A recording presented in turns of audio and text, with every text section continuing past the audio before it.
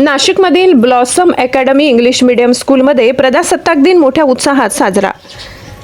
नाशिकमधील blossom academy English medium स्कूलमध्ये प्रजासत्ताक दिन मोठ्या उत्साहात साजरा करण्यात आला. सकाळी दत्तनगरमध्ये शाळेतील सर्व विद्यार्थ्यांची प्रभात फेरी काढण्यात आली. यावेळी विद्यार्थ्यांची लांबच लांब रांग बघायला मिळाली. या प्रभात फेरीमध्ये नर्सरीपासून पुढील सर्व विद्यार्थ्यांनी सहभाग घेतला होता.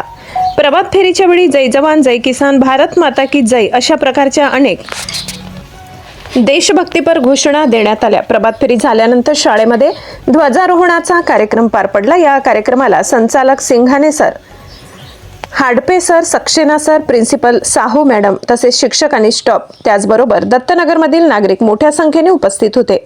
ध्वजारोहण मान्यवरांच्या हस्ते झाले. ध्वजारोहणानंतर विद्यार्थ्यांनी अनेक देशभक्तीपर गीते, देशभक्तीपर भाषणे, देशभक्तीपर नृत्य सादर केली. काही संचालकांची भाषणे झाली. काही विद्यार्थ्यांची भारतीय जवानांचा वेश परिधान केला होता. तसेच काही विद्यार्थ्यांनी छत्रपती शिवाजी महाराजांचा वेश परिधान केला. एका विद्यार्थिनीने भारत मातेचा वेश परिधान केला. तसेच काही विद्यार्थ्यांनी भारतातील प्रत्येक राज्यांमध्ये चालत असलेली वेशभूषा प्रदान केली. या माध्यमातून सर्व धर्म समभाव व्यक्त होत होता. काही विद्यार्थ्यांनी देशभक्तीसाठी बलिदान दिलेल्या क्रांतिकारकांचा वेश परिधान केला. त्याचबरोबर अनेक विद्यार्थ्यांनी सांस्कृतिक कार्यक्रमानुसार वेगवेगळी वेशभूषा केली.